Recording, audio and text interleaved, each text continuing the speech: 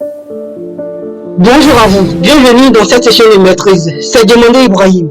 Quand on pense au succès, c'est un mot qui généralement prend un sens ou un autre, une connotation ou une autre, selon chaque personne. C'est la question la plus importante de l'existence humaine, car peu importe ce que vous faites, le but c'est de réussir.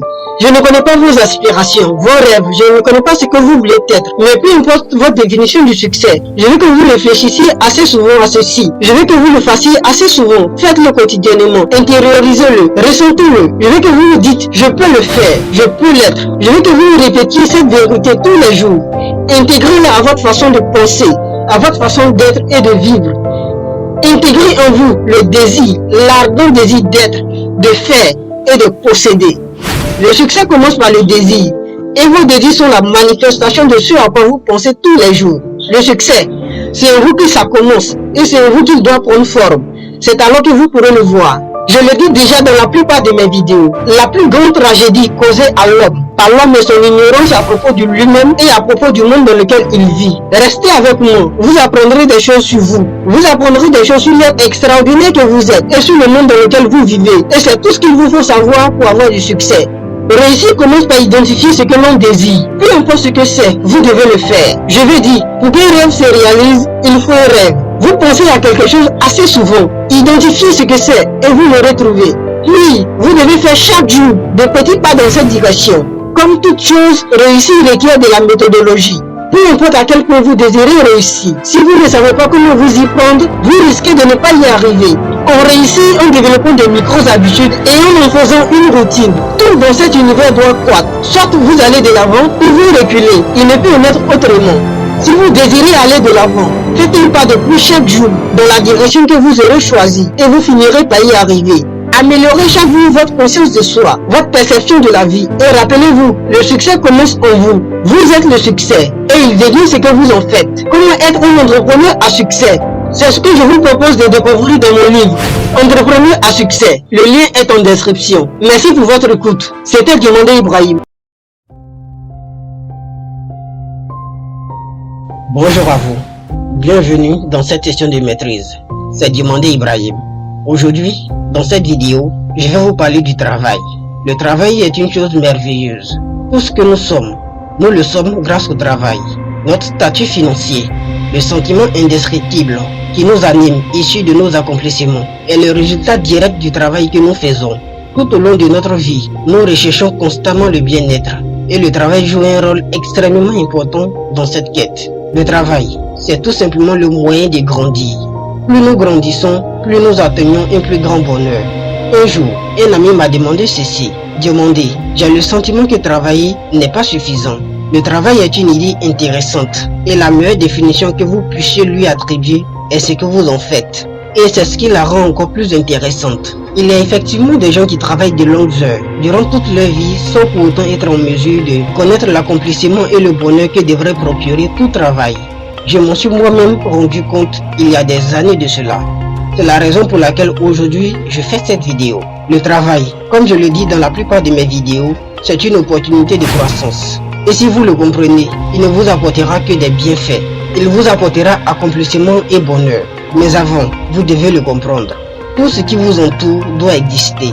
Cela inclut le travail que vous faites. Ce n'est pas tant le travail que vous faites qui détermine vos résultats, mais plutôt la compréhension que vous avez de ce que vous faites. Comment voyez-vous le travail? Le moyen de croître, un passe-temps ou une occupation? Rappelez-vous, vous avez en vous la perception.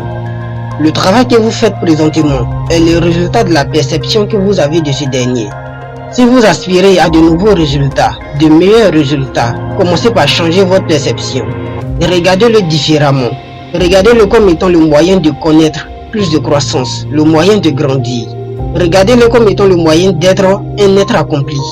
Regardez-le comme étant le moyen d'atteindre des sommets, comme étant le moyen de connaître plus de bonheur. Ne soyez plus de ceux qui le voient comme étant juste le moyen de s'occuper. Il est bien plus que ça. Ne soyez plus de ceux qui font ce qu'ils pensent devoir faire.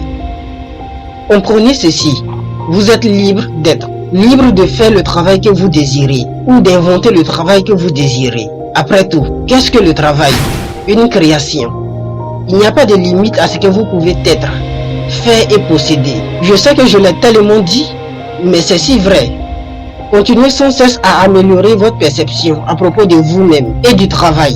Bientôt, vous comprendrez ce que je dis présentement. Mieux encore, vous profiterez des infinis bienfaits de cette vérité. Je vous propose mon livre, Entrepreneur productif. Il vous permettra de faire toute la différence, quel que soit le domaine dans lequel vous exercez. Le lien est en description. Merci pour votre écoute. C'était Diomandé Ibrahim.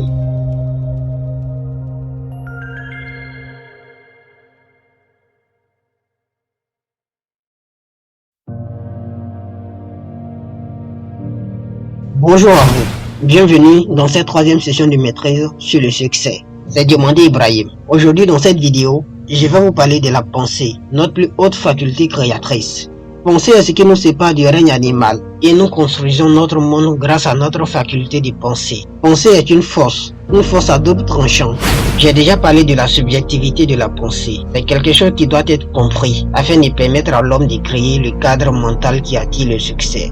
Penser de façon subjective, c'est être victime de ses pensées. Vous avez un esprit, un merveilleux esprit, un esprit fluide qui n'attend que votre permission afin de s'ouvrir aux possibilités de la vie. Vous ne pourrez le faire que lorsque vous êtes au contrôle de votre esprit. Mais lorsque vous pensez de façon subjective, vous ne pourrez être au contrôle de votre esprit. En fait, vous devenez l'esclave. L'activité mentale est une force et elle doit être contrôlée et dirigée vers les choses qui comptent pour vous. Vous devez en faire une habitude. C'est ainsi que ce pouvoir se renforce et devient puissant.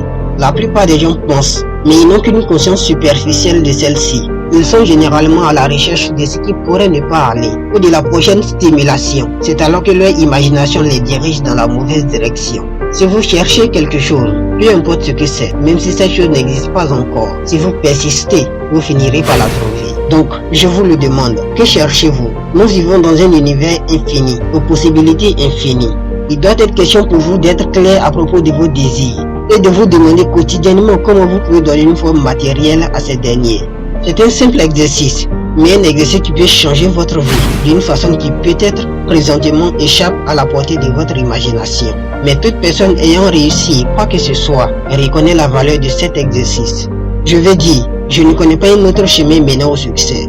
Vous devez apprendre à mettre l'activité mentale au centre de votre attention. Dirigez votre attention sur des questions profondes, celles qui vous permettent de trouver des solutions à vos problèmes, de progresser dans la vie. Voilà ce à quoi doit être consacrée la réflexion. Bien trop souvent, nous nous occupons pour ne pas avoir à penser aux problèmes. Nous agissons ainsi car cela implique de la douleur. La question de la souffrance est une autre question que j'aborderai ultérieurement dans une autre vidéo. Vous devez comprendre la subjectivité de la pensée et comprendre que tout ce que vous nourrissez intérieurement finira par se manifester à l'extérieur. Nous devenons ce que nous pensons. Remplacez vos pensées limitantes par des pensées constructives. Remplacez-les par des pensées qui poussent l'esprit à chercher. Rappelez-vous, tout ce que vous désirez existe en abondance dans cet univers. Mais si vous ne les cherchez pas, il est évident que vous ne les trouverez pas.